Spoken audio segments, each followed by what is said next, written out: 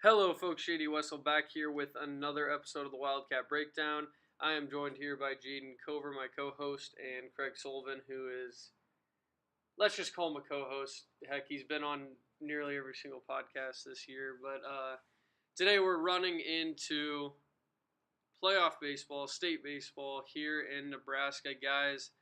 Big time here. It is spring baseball, and you know, for these guys, this is only one half of the year. They still have summer to worry about, but this is going to be a big state tournament.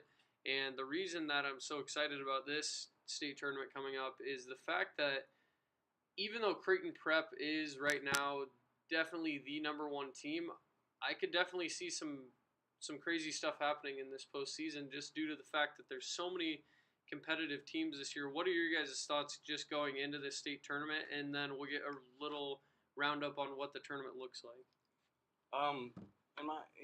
We go through baseball, and there's always who's the top team. We've seen some years where it's been Millard West is one of the top teams, and Creighton Prep is always up there. The nice thing about baseball is it truly is a sport where anything could happen. If you got a pitcher out there that's going strong, or let's say your bats catch fire at the right time, anyone can win this tournament. So that's why I think it's one of the unique tournaments. You can't really say the same sometimes when it comes to the football playoffs or in some years basketball playoffs. So I think baseball is unique in that way. For sure, Craig. Yeah, I would definitely say Millard West going into the tournament. Anytime you have two pitchers like Colby Gomez or Easton Young, they're always going to be able to put you in a chance to be competitive in the game. So I think Millard West's pitching will keep them competitive even if the offense isn't quite there yet. So yeah, let's just go, just get right into it. What are your guys' thoughts on Prep this year and why they have the record they have? I know going into this year, I heard a lot of guys talking really around the state that Prep, they'd have their struggles, but it seems like right now they are definitely a number one team. What are your guys' thoughts on Prep and what might stop them?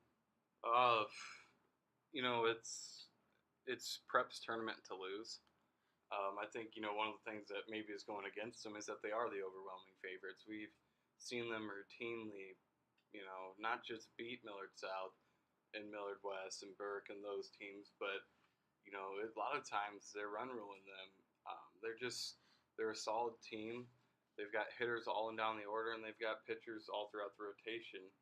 So it's a team that it's going to take your best effort, and it might take a mediocre effort from them to defeat them. But once again, it's baseball. Anything can happen. Yeah, and they have been beaten this year, so...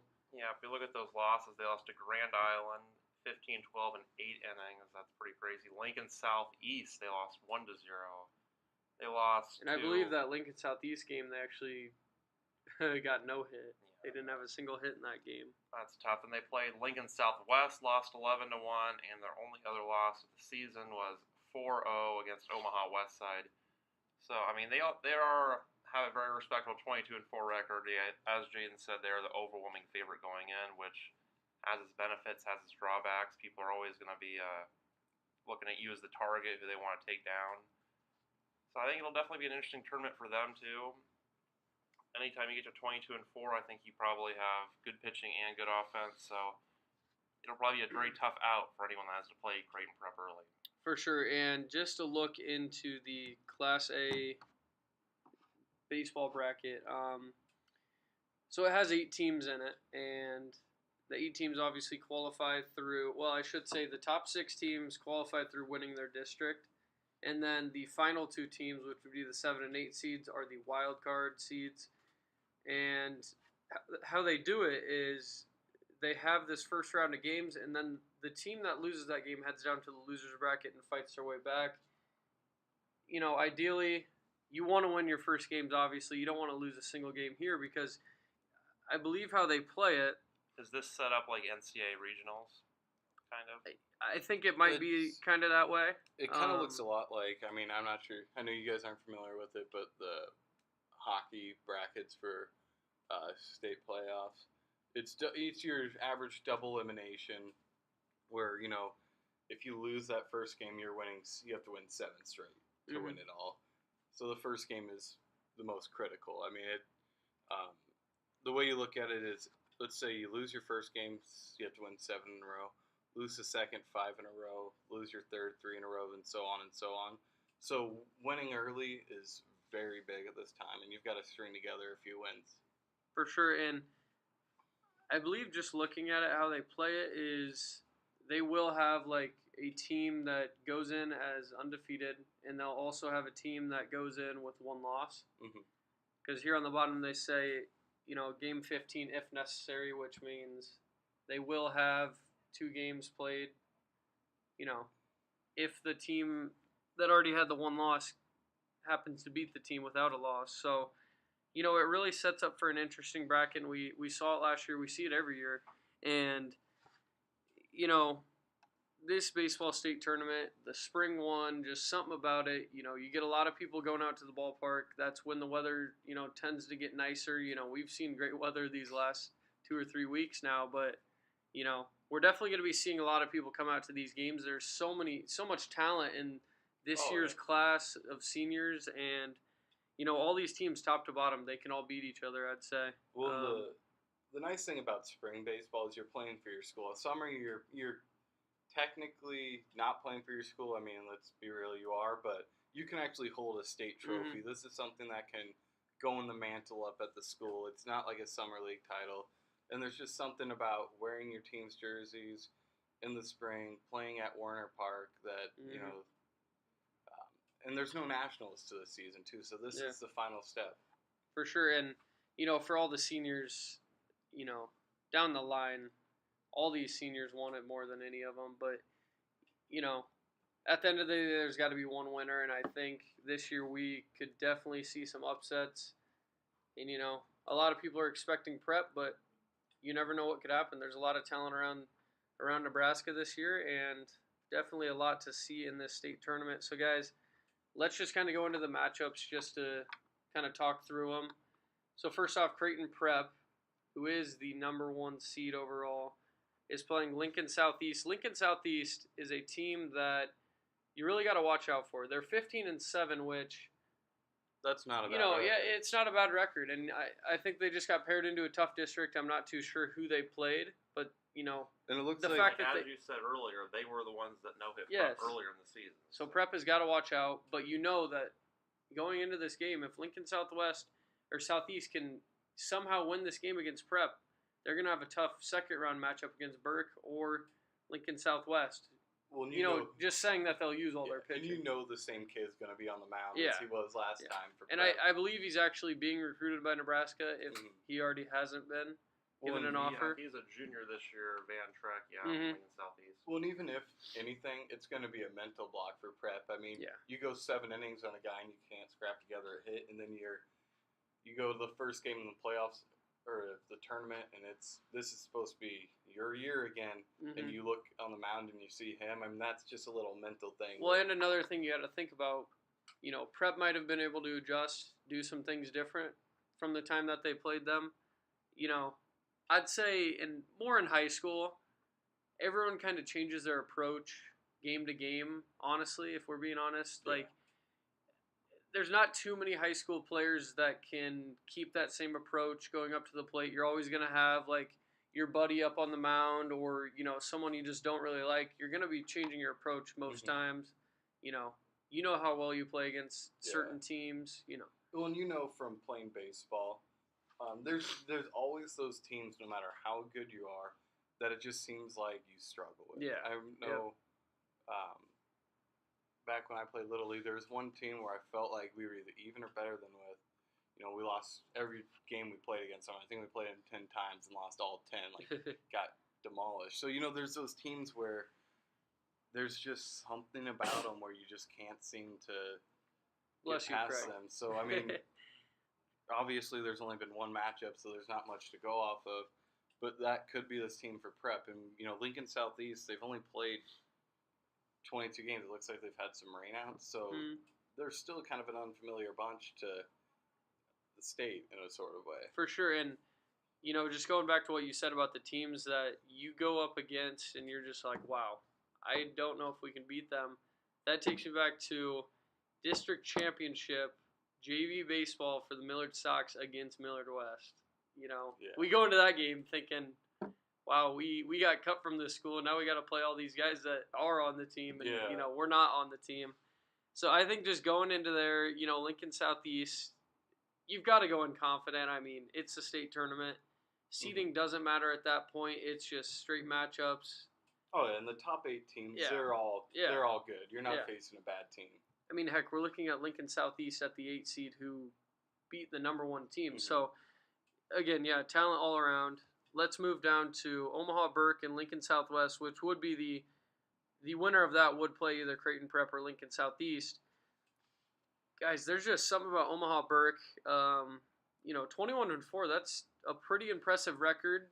They're up there. Yeah. And Burke, after they went out to play in the Coach Bob National Invitational, and they ended up playing. I believe that was in Arizona. Yeah. They ended up playing IMG Academy, which, if you follow any football recruiting, they are a powerhouse. Yep. But after they ended up losing to them 10-8, but after that they went on an 11-game win streak. They just had a great season this year, so I definitely think Burke is one to watch out for sure. And they're kind of flying under the radar, in my opinion. OPS schools, it's not common to see them in state baseball. It's just, you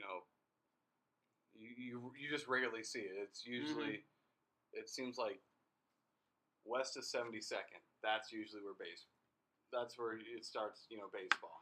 It's just. You don't see a lot of OPS schools, so I think this team is really good.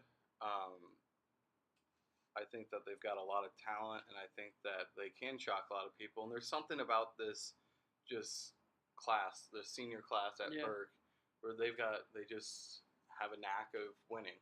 For sure, and the thing about Burke, and I watched them play against Millard West and Millard South. I was at both games. They're a team that'll keep it interesting just due to the fan base.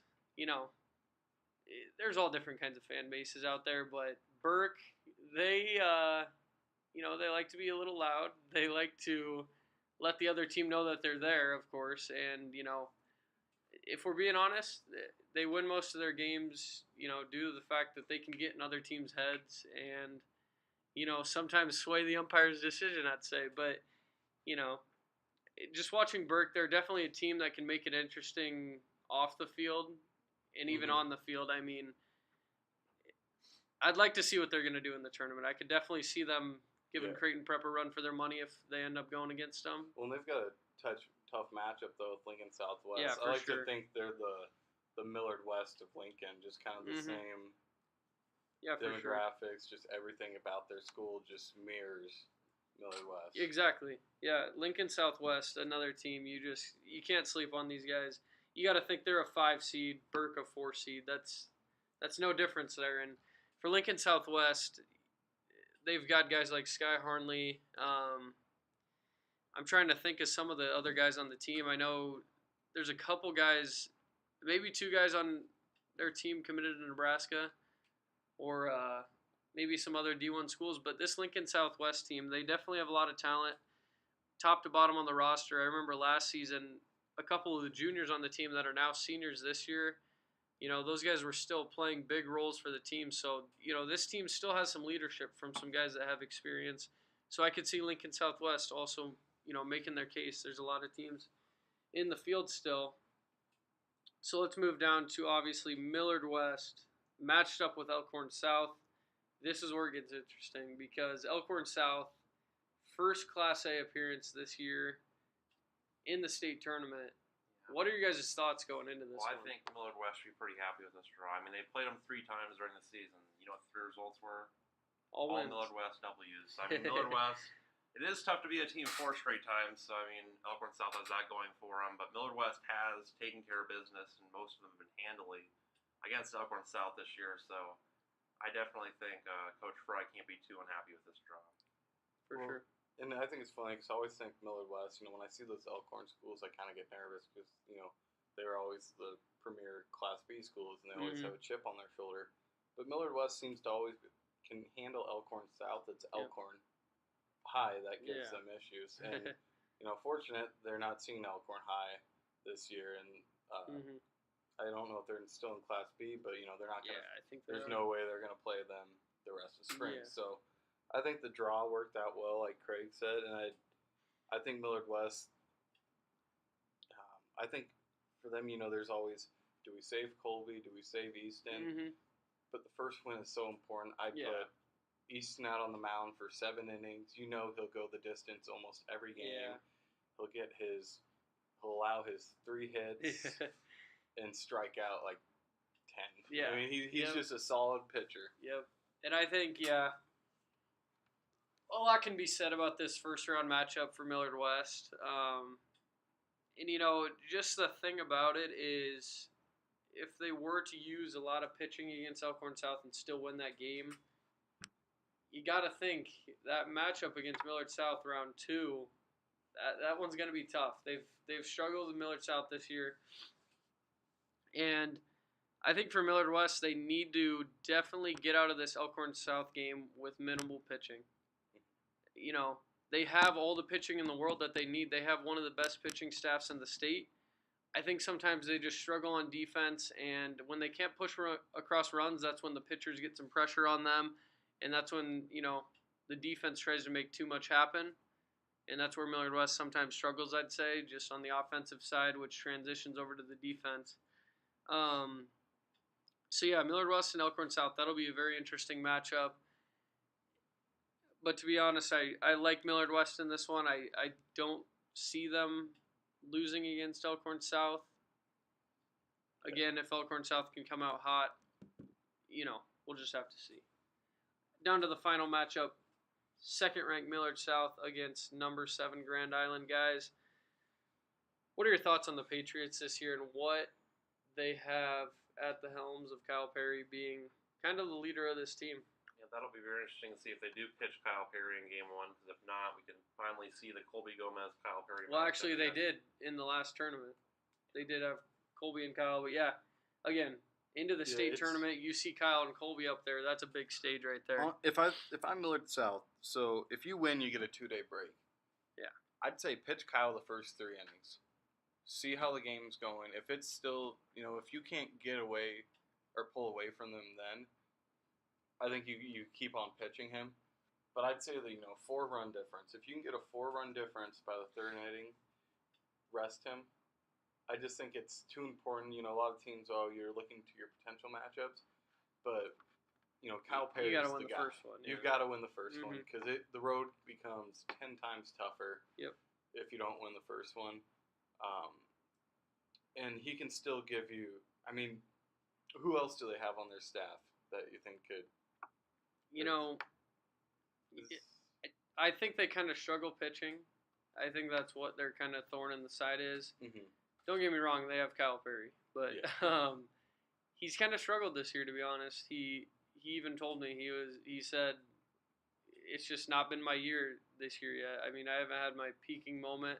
Well, it's tough too. In the spring season, you get 8 starts. Yeah. One bad game. But you got to think, last year he was about 10-0. Yeah. He didn't lose a single game, and he got so much attention that I think coming into this year, he had some questions about how his team would perform on defense. And, they've had their struggles on defense, I'd say. And I think for Kyle, he will keep his head up. You know him. He's full of confidence.